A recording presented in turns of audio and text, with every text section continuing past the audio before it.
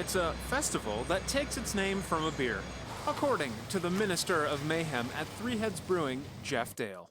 We have a beer that we make celebrating the area called the NOTABA Pilsner.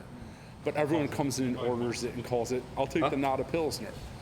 Well, when we were talking about doing this idea for the festival, the city said we can't call it a festival or else we'd have to get permits and different things.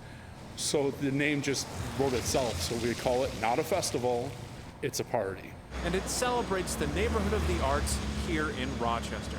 It showcases the art, the people, the businesses, and the food and drink, all within a handful of city blocks. All of the people and businesses are local, and it won't look like your usual Rochester festival either. It's essentially a neighborhood-wide party. As opposed to one long street where there's a bunch of tents, this is a celebration of an actual neighborhood where you walk from one part of the neighborhood to another. NOTA is one of the most walkable neighborhoods in the city. Has some of the most unique architecture in the city, and we really wanted to celebrate that and get people out and about and looking around and seeing things that they may not normally see.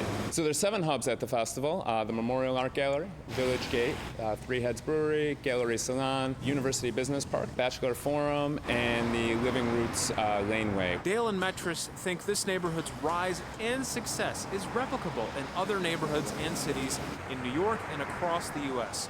by following artists who bring creative and new ideas about food, drink, and architecture.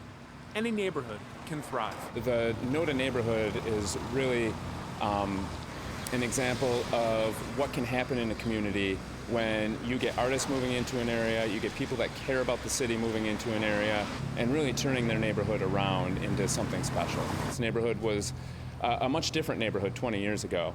And due to some major investment by a lot of the businesses here, it really turned around, and they kind of followed the artists and let the artists do their thing, celebrated them, and now this is one of the most desired neighborhoods in the city.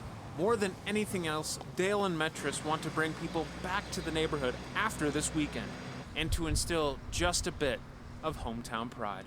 You know, I want people to have pride in Rochester, and I don't, for a long time, I've always battled, and you know, there was a whole thing growing up where a lot of people used to badmouth Rochester.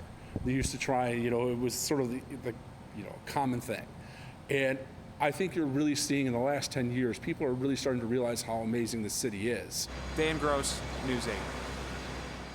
Let's get normal!